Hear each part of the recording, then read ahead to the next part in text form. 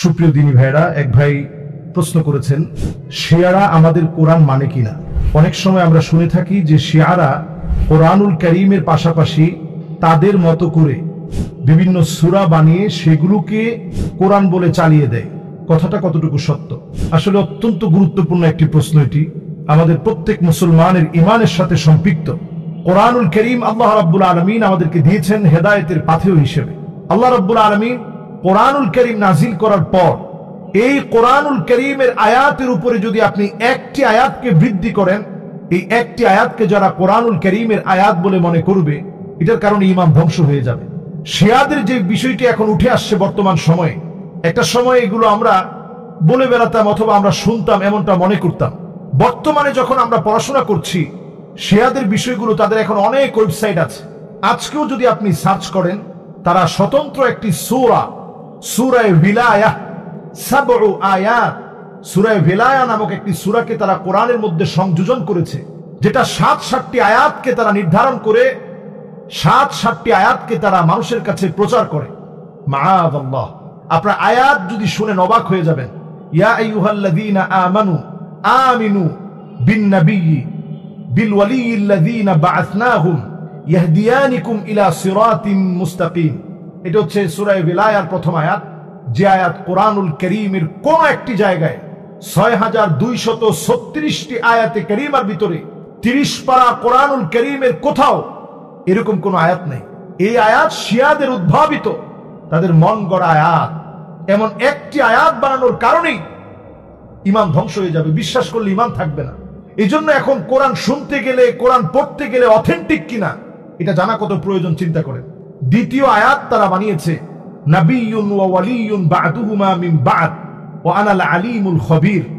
এটা দ্বিতীয় আয়াত। অর্থের দিক থেকে আপনার কাছে মনে হবে সুন্দর অর্থবোধক।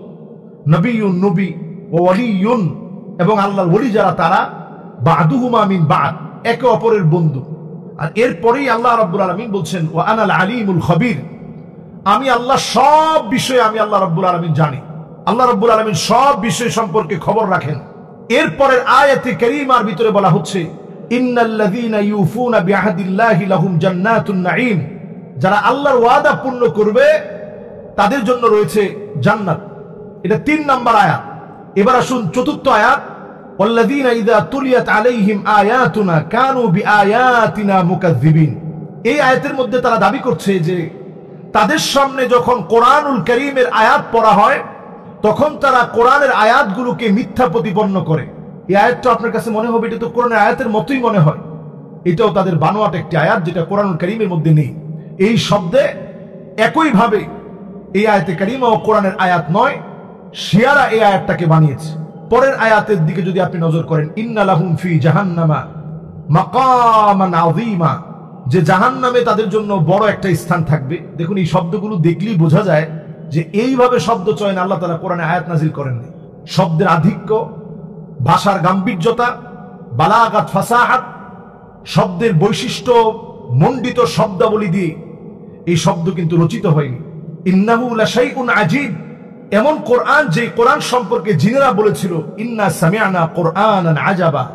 যেই জিনেরা কোরআন শুনেছে, এই কোরআনের আগে তাওরাত শুনেছে, ইনজিল শুনেছে, সেই জিনেরা সাক্ষী দিয়েছে ইন্না সামি'না কুরআনান আজাবা, আমরা আশ্চর্যজনক এক কোরআন শুনেছি, আশ্চর্য রকম এক কোরআন শুনেছি। প্রিয় হাজিরিন, এইভাবে করে তারা আয়াতে কারীমা পর্যন্ত তারা তৈরি করেছে। এটা হচ্ছে সূরা ভিলায়া। সূরা ভিলায়ার পরে আরো একটি সূরা শিয়ারা, যেই সূরাটা পর্যন্ত শিয়ারা বানিয়েছে, এই সূরার নাম হচ্ছে সূরাতুন নূরাইন, দ্বিতীয় সূরা এটি। এখানেও দেখুন, ইয়া আইয়ুহাল্লাযীনা আমানু আমিনু বিন-নূরাইনিল্লাযী আনজালনাহুমা ইয়াতলুনা আলাইকুম আয়াতি। এখানেও কিন্তু দেখেন তারা আয়াত বানিয়ে ফেলেছে, যে আয়াত কোরআন কারীমের মধ্যে নেই। ওয়া ইউহাযযিরুনাকুম আযাবা ইয়াউমিন আযীম নূরান বা'দুহুমা মিন বা'দ ওয়া আনাস সামিউল আলীম। আলী রাদিয়াল্লাহু তাআলা আনহুর সম্মান বৃদ্ধি করতে গিয়ে তারা সূরা নূরাইন, আল্লাহ রাসূলের পরে আলী রাদিয়াল্লাহু তাআলা আনহুর সম্মান বৃদ্ধি করার জন্য সূরা নূরাইন নামে একটা সূরা তারা বানিয়েছে। এই সূরার ভিতরে তারা ৩৩ আয়াত, এই সূরা আল কারীমা এই সূরা তারা সম্মানজনক সূরা মনে করে। এই সূরার ভিতরে তারা 39টা আয়াত দিয়েছে। 39টা আয়াতের ভিতরে তারা বারবারই আলী রাদিয়াল্লাহু তাআলা আনহুর সম্মান বৃদ্ধি করার জন্য ইন্নাল্লাযীনা ইউফুনা বিআহদিল্লাহি ওয়া রাসূলিহি ফিদ দুনিয়া লাহুম জান্নাতুন নাঈম, কোরআনের সাথে মিল রেখে এই জায়গায় কিছু শব্দ পরিবর্তন করে দিয়ে তারা নতুন একটা আয়াত বানিয়েছে। ওয়াল্লাযীনা ইয়াকফুরুনা মিন বা'দি মা আমানু, এভাবে করে তারা কিন্তু আয়াত তৈরি করেছে। বিনাকদিহিম মিসাকাহুম ওয়া মা আহাদুহুমুর রাসূলু ইউকযাফুনা ফিল জাহিম যালামু আনফুসাহুম ওয়া আসাউল ওয়াসিয়া উলাইকা ইউসকাউনা মিন হামিম, এইভাবে করে তারা আয়াত তৈরি করেছে।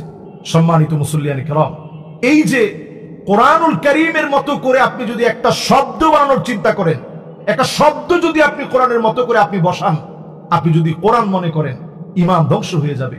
ওয়ালাউ তাকাওয়ালা আলাইনা বা'দাল আকাওয়িল, নবীজিকে আল্লাহ তাআলা বলছেন, নবী আপনার কথা যদি আপনি কোরআনের ভিতরে ঢুকিয়ে দিতেন, আপনার বাম হাত চেপে ধরে কণ্ঠনালী কেটে ফেলে দিতাম।